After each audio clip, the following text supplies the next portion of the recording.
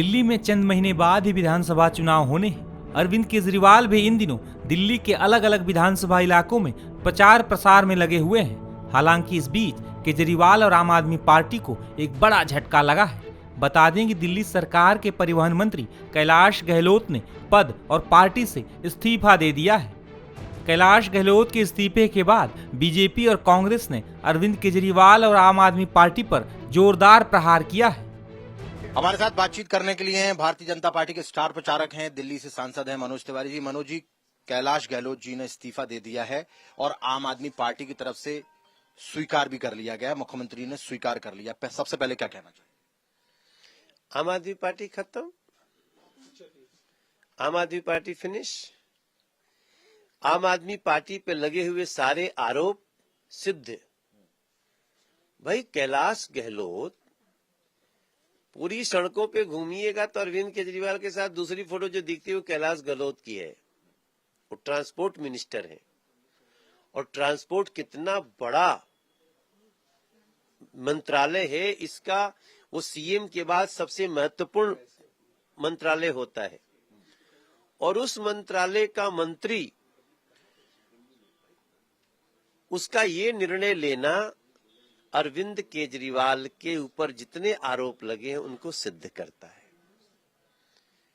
मैं समझता हूं, हम लोग पहले भी कहते रहते हैं कि आम आदमी पार्टी के अंदर नेताओं की अंतरात्मा जिस दिन जगेगी वो अरविंद केजरीवाल का साथ छोड़ देंगे और ऐसे हो रहा है कई लोगों का। लेकिन कैलाश गहलोत का ये जो भी ऐसा तो है नहीं, कैलाश गहलोत के लिखने से शीश महल का मुद्दा आया, शीश महल का जिक्र किया। तो शीश महल के भ्रष्टाचार को कैलाश गहलोत ने उनका दिल नहीं माना, स्वीकार कर लिया कि हाँ ये मेरा नेता ने ऐसा भ्रष्टाचार किया, जमुना को गंदा किया। कोई नीति नहीं है, कोई पॉलिसी नहीं है। तो ऐसी स्थिति में मैं समझता हूं कि पार्टी आम आदमी पार्टी खत्म। देखिए, ये भारतीय जनता पार्टी और आम आदमी पार्टी में जो नूरा कुश्ती चलती रही, जो उठापटक चलती रही, उसी का खामियाजा दिल्ली ने भुगता है पिछले 10 सालों में। अब कैलाश गहलोत जी ने कोई बड़ा भ्रष्टाचार किया है, उनकी कोई दुखती नस दबा दी है भारतीय जनता पार्टी ने, या मौका परस्ती के चलते कोई बड़ा प्रलोभन उनको मिला है जिसके कारण वो एक दल से दूसरे दल में चले गए, ये तो आने वाले समय के साथ पता चलेगा। और मुझे लगता है ये आम आदमी पार्टी के लिए बड़ा झटका तो है ही और उस पर वो भी विवेचना करेंगे।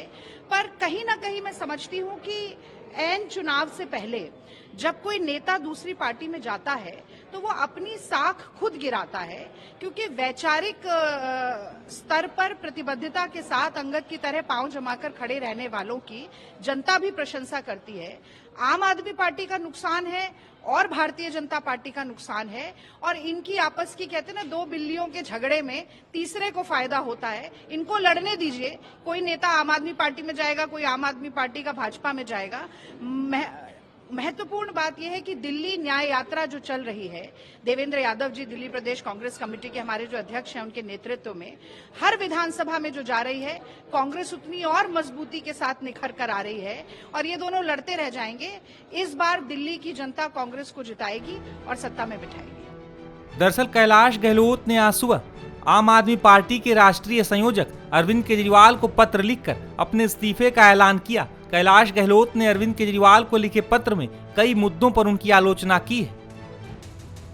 नया बंगला जैसे कई शर्मनाक और अजीबोगरीब विवाद हैं जो अब सभी को संदेह में डाल रहे हैं कि क्या हम अभी भी आम आदमी होने में विश्वास करते हैं।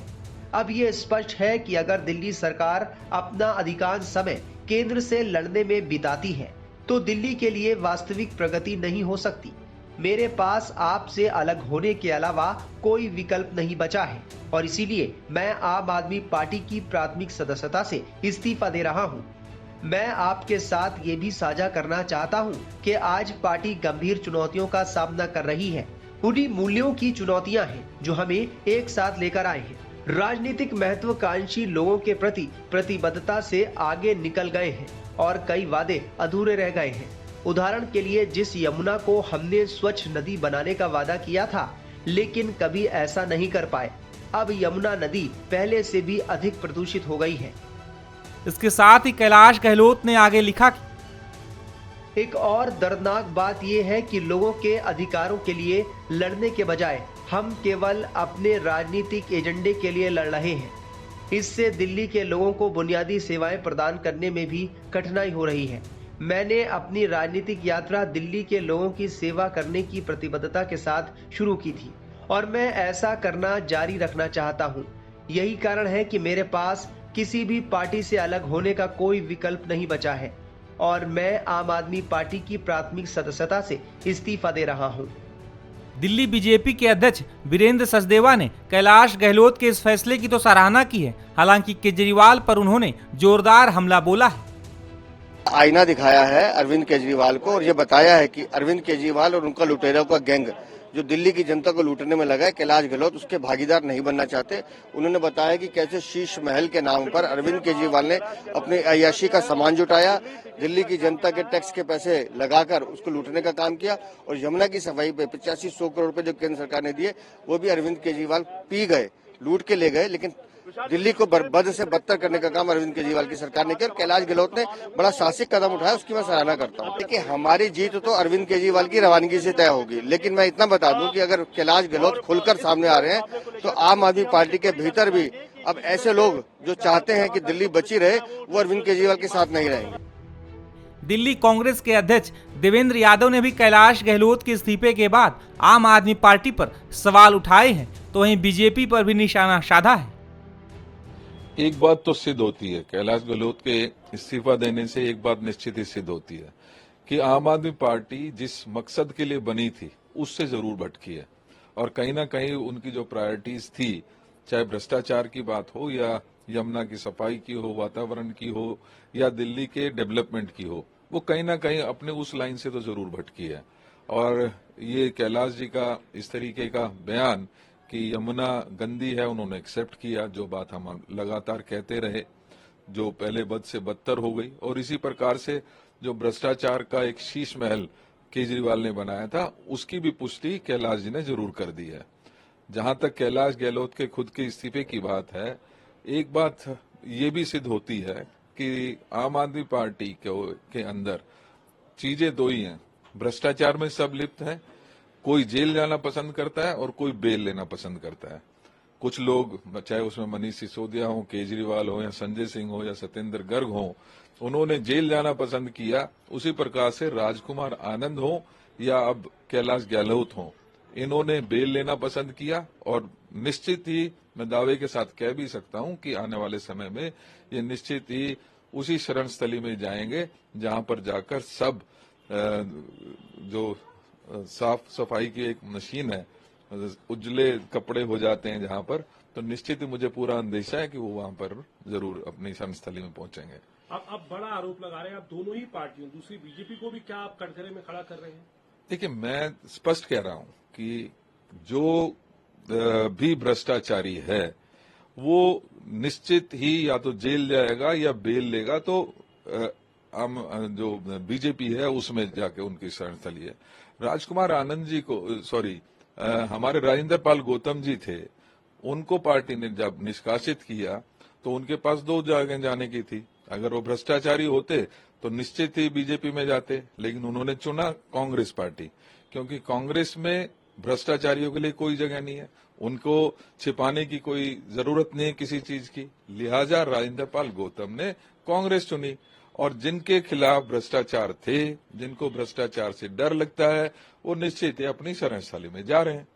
देखिए, दिल्ली की राजनीति में आम आदमी पार्टी और भारतीय जनता पार्टी, जिनसे लोगों का विश्वास उठ चुका है, लिहाजा वो एक कोशिश में है कि किस तरीके से दूसरे व्यक्ति को अपनी पार्टी में लेने की होड़ लगी है।